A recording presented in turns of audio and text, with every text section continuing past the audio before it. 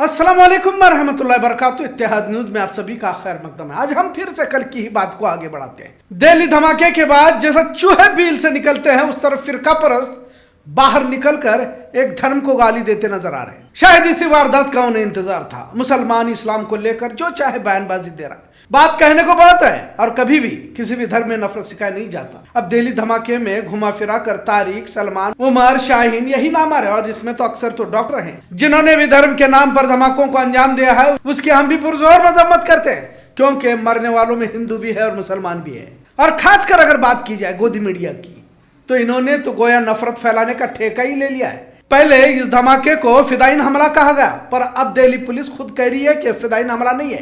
अब जिस i20 car में धमाका हुआ है उस कार के मालिकों की तवील फहरिस्त है, लेकिन गोदी मीडिया, बेगैरत मीडिया को तभी ज्यादा खुशी होती है जब मुजरिम का नाम मुस्लिम हो। अब इस कार धमाके में देवेंद्र सिंह का भी नाम आ रहा है, दिनेश मिश्रा और सोनू का भी आ रहा है, पर बात उनकी नहीं होगी। खैर, जैसा हमने ऊपर कहा है कि दहशतगर्दाना हमलों में हिंदू मुस्लिम नहीं बल्कि इंसानियत मरती है, वही आज की एक और खबर की तरफ भी इशारा करते हुए चलते हैं। आज यूपी हापुड़ में बारूद के साथ दो नौजवानों को गिरफ्तार किया गया जिनके नाम शोभित कुमार और विजेंद्र सिंह है।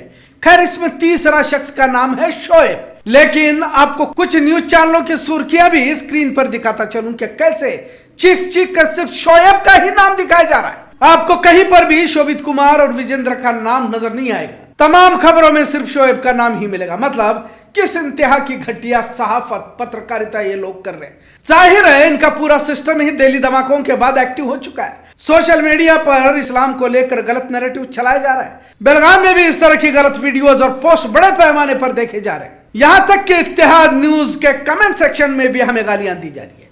मुसलमानों को लेकर जिस तरह का माहौल यहां भी बनाया जा रहा है, लिहाजा पुलिस महकमा को चाहिए कि किसी के कंप्लेंट का इंतजार किए बगैर जो भी इस तरह का नफरती खेल कर एक माहौल बनाने की कोशिश कर रहा है, कार्रवाई करे। और मैं मुसलमानों से भी एक गुजारिश करता हूं, या यूं कहिए कि जो भी इस मुल्क में एकता भाईचारे को कायम करना चाहता है, ऐसे जहां पर भी पोस्ट देखता है उन पर कंप्लेंट दर्ज करे। इसी तरह फिदाइन की कहानी बताई जा रही है, लेकिन अब यही गोदी मीडिया थूक कर चाटने की जिन्हें आदत है, अब फिदाइन नहीं बल्कि हड़बड़ाहट में धमाका होने की खबर को चला रहा है। कल एक और खबर को बतौर झूठ चलाया गया और जिस पर मुल्क में ही नहीं विदेशों में भी थू थू हो रही है। धर्मेंद्र को ही जान से मार दिया गया था और गोदी मीडिया के मनपसंद एंकर अंजना ओम कश्यप और चित्रा त्रिपाठी ने इस खबर को बड़े शौक से चलाया। सवाल तो हमेशा की तरह कि इन बेगैरत मीडिया वालों पर कार्रवाई कौन करेगा। आखिर में सवाल यही उठता है कि इस तरह के धमाकों से इन्हें मिलता क्या है और किन्हें फायदा है। अगर कहानी देखी जाए तो भाजपा के ही दौर में ये तमाम हादसे देखे जा चुके हैं। महज कुछ याद है, उनका तस्करा भी करते हैं। उरी हमला भाजपा के दौर में, कारगिल हमला भाजपा के दौर में, पुलवामा हमला भाजपा के दौर में, अमरनाथ यात्रा पर भी जो हमला हुआ उस वक्त भी यही भाजपा हुकूमत में थी। पठानकोट हमला भी भाजपा हुकूमत में, पार्लियामेंट हमला भी भाजपा की हुकूमत में, अक्षरधाम हमला भी इन्हीं की हुकूमत में और कंदहार आईसी 814 को जो अगवा किया गया था, जिसके बाद तो फिरौती देकर दहशतगर्दों को छोड़ा गया था। रुपया गया सो गया, यहां तक कि दहशतगर्द भी ले जाकर दिए गए। उस वक्त भी यही भाजपा की हुकूमत थी। कश्मीरी हिंदुओं को लेकर जो सीना ये भाजपाई पीटते हैं, ये वारदात भी इन्हीं भाजपाइयों के दौर में हुई है। पहलगाम हमला भी भाजपा हुकूमत में और अब दिल्ली धमाका भी यही मरकज में मोदी हुकूमत के चलते ही हुआ है। अब दहशतगर्द हमलों के लिए कांग्रेस से सवाल पूछे जाएंगे, मुसलमानों को बदनाम किया जाएगा और ये दोनों तारा सितारा अपनी सियासत चमकाते रहेंगे। गोदी मीडिया की तमाम रिपोर्ट्स देखिए कि किस तरह सुबह से शाम तक चीख चीख कर मुसलमानों का नाम लेकर ये सीना पीटते रहेंगे, इस्लाम को बदनाम करने की कोशिश करते रहेंगे, बजाय सभी को मिलकर दहशतगर्दों से लड़ने के। भारत के मुसलमानों को प्रताड़ित और हिरासा किया जाता रहता है ताकि मुल्क में जो दीवार पहले से ही इन गोबर छाप पत्रकारों ने खड़ी की हुई है और गहरी हो जाए। लिहाजा इसी की कड़ी कह सकते हैं कि अब जब दिल्ली धमाका हुआ है तो सिर्फ मुसलमानों को लेकर गोबर उबल रहे हैं। इस्लाम यही सिखाता है, दहशतगर्दी की तालीम यही धर्म सिखाता है, वगैरह वगैरह। कोई भी धर्म दहशतगर्दी की तालीम नहीं देता और इसमें तो मुसलमानों को तो कहने की भी जरूरत नहीं है। क्या किसी की मॉब लिंचिंग की तालीम दूसरा धर्म देता है? बेगुनाहों की दुकानें, घर जलाने की तालीम देता है? मस्जिदों पर भगवे परचम लगाने की तालीम कोई धर्म देता है? बेटियों को उठा ले जाने की और धर्म परिवर्तन करने वालों को 10 लाख रुपए इनाम देने वाले खुले मंचों से बात करते हैं, क्या उनका धर्म यही तालीम देता है? तो फिर सिर्फ एक धर्म को बदनाम करके कौन सा ध्रुवीकरण करना चाहते हो? क्या सियासत का मियार इतना नीचे जा चुका है कि जहां भी मौका मिले वहां हिंदू मुस्लिम का खेल खेला जाए?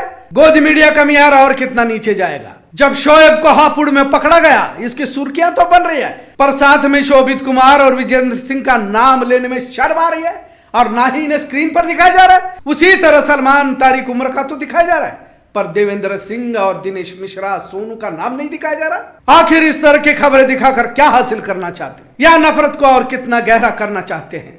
आखिर ये पत्रकार अपने बच्चों से जब ये घर जाते होंगे तो क्या मुंह लेके जाते होंगे? जब नफरत की खबरें फैलाकर घर पहुंचते होंगे तो कौन सा अपने हाथ से लुकमा अपने बच्चों को खिलाते होंगे जो हाथ खून से लथपथ है?